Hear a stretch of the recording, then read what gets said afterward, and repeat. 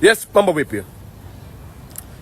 Issue ya Stephanie Aziz Ki kutua Simba ni ipo serious, na naulia kuambia ipo serious.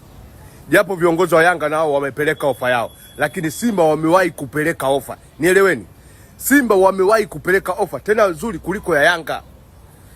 Na Stephanie Aziz Ki alishasemaga yeye huwa anaangalia maslahi, haangalii timu hii vipi. Na hakuna kipengele cha mkataba wote kwamba Stephanie Aziz Ki akitaka kurudi Bongo lazima urudi Yanga. No, hakuna kipengele hiko. Taarifa ambazo ninazo mimi ambazo ni za ukweli, Stephanie Aziz Ki anatua kwenye klabu ya Simba, na mkataba ambao atapewa ni wa miaka 2. Sio, unaelewa? Stephanie Aziz Ki atatua kwenye klabu ya Simba na mkataba atakaopewa ni miaka 2.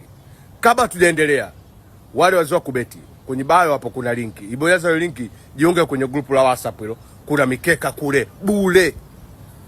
Stephanie Aziz Ki anakuja kwenye ligi kuu ya NBC msimu ujao, lakini atetezea kwenye klabu ya Simba. Hizi taarifa ambazo nimeziona si kwa nani wanasema anarudi Yanga, si kweli.